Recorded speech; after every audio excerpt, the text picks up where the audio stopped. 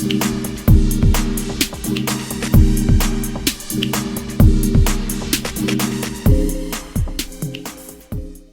kelompok gerakan dan kelompok penekan. Artinya apa? Bahwa di dalam demokrasi kita ini harus ada kelompok yang mencoba untuk melakukan sedikit perlawanan. Bukan perlawanan dalam arti bahwa sikap yang dilakukan adalah melawan kekuasaan, enggak. Akan tetapi mencoba melawan sebuah sikap-sikap yang buruk dengan mencoba menghadirkan sikap-sikap yang baik. Atau mencoba untuk menghadirkan idealisme untuk kemudian menekan sikap-sikap pragmatis yang bisa merusak tatanan kebernegaraan kita. Artinya apa? Keberadaan mahasiswa adalah keberadaan untuk kemudian tetap berada pada sikap idealisme dan kemudian mencoba untuk tetap menghilangkan yang namanya sikap-sikap apatis, sikap-sikap yang sikap-sikap yang bisa merusak tatanan negara kita. Itu yang dimaksud dengan ada kelompok-kelompok. Apa bedanya di dalam kelas kita? Apa bedanya dalam sikap mahasiswa kita? Kan terkadang ada teman kita yang mengkritisi, jangan begini ya, jangan sampai ke depan apa dan sebagainya. Itu maksudnya itu. Bukan dalam arti kelompok gerakan sedikit-sedikit gerakan, sedikit-sedikit gerakan. Gerakan itu maksudnya adalah melakukan sebuah gerakan idealisme, bukan gerakan fisik gitu. Kita ini bukan tukang tinju. Mahasiswa itu dididik bukan menjadi tukang tinju. Mahasiswa dididik bukan menjadi orang yang tukang tukang menggunakan fisik. Dia dilatih dengan menggunakan fisiknya saja. Tapi mahasiswa itu dididik untuk kemudian menggerakkan pikirannya, menggerakkan otaknya, menggerakkan pikirannya untuk berpikir yang ideal.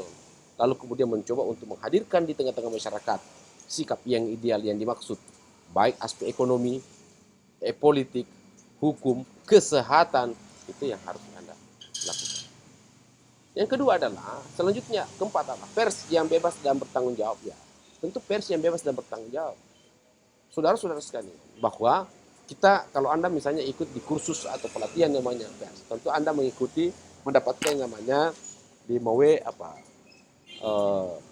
tambah 1H. Itu kan ajaran dasarnya itu kalau misalnya sikap pers. Kalau dia memberitakan sesuatu, di mana tempatnya, siapa orangnya,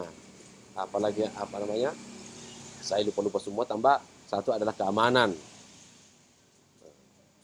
Ada 5W tambah 1H itu nanti kalau Anda ikut pelatihan pers itu Anda akan temukan itu.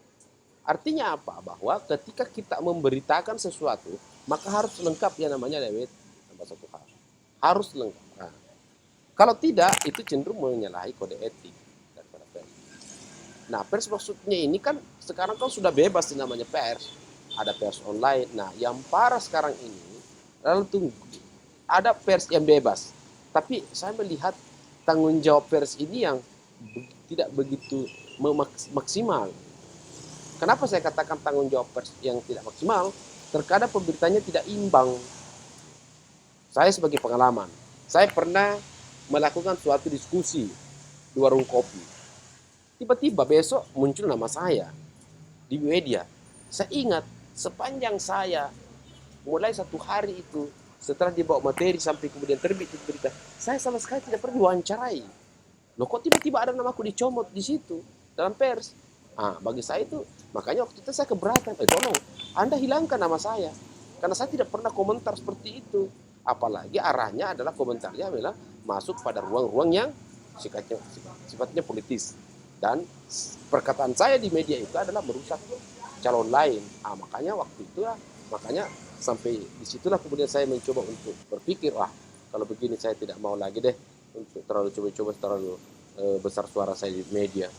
Walaupun di beberapa media dulu saya senang, dulu waktu di tahun-tahun 2011 itu saya senang muncul di media karena enak gitu loh, diskusinya enak, tetap kita ada keseimbangan. Saya apalagi misalnya kalau muncul di beberapa media TV saya senang dulu, misalnya di Celebes pernah, TVRI pernah, di Fajar TV pernah, Kompas pernah saya live di situ untuk kemudian memberikan pandangan tentang hukum, tentang demokrasi. Akan tetapi kalau sekarang ini saya agak ragu untuk menerima tawaran untuk seperti itu, karena saya tidak melihat adanya sebuah independensi di dalam sikap-sikap pers, kecuali kalau saya memberikan press release mungkin. Nah, saudara-saudara sekalian, dan bertanggung jawab atas segala tindakan dilakukan sebagaimana dalam etika jurnalistik. Itu harus dalam unsur-unsur demokrasi itu ada penegakan hukum, ya, kemudian ada masyarakat yang cerdas, ya, kemudian ada partai politik, kemudiannya kelompok gerakan dan sebagainya, kemudian ada pers yang bebas. Itu yang perlu di dalam demokrasi. Itu yang harus dirawat. Kapan partai politik goyah, demokrasi akan ambruk. Kapan pers goyah, maksudnya goyah ini tidak berjalan, tidak sesuai dengan relnya, maka lambat laun demokrasi kita akan rapuh. Kapan hukum kita tidak kuat untuk kemudian mengawal proses demokrasi, maka lambat laun demokrasi kita.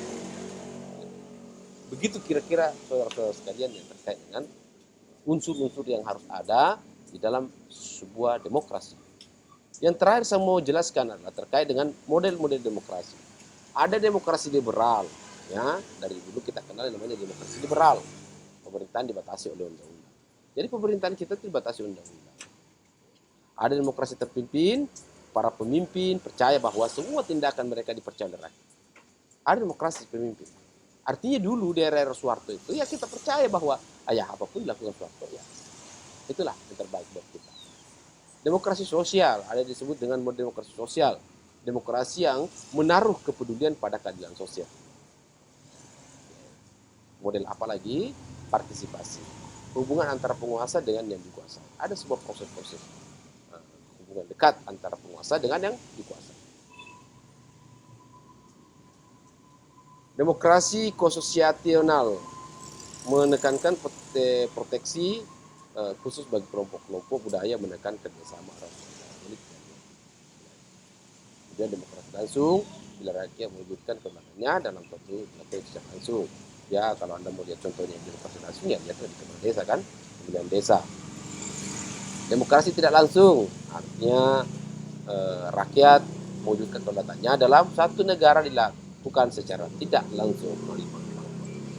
Seperti kita hari ini, dulu kita pernah namanya demokrasi tidak langsung. Kalau memilih presiden, ya kita melalui wakil-wakil kita yang ada di DPR.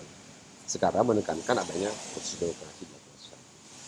Seperti itu saudara-saudara sekalian yang bisa saya sampaikan terkait dengan pandangan saya atau materi kita tentang demokrasi yang secara kulit-kulitnya saja ini yang saya gambarkan.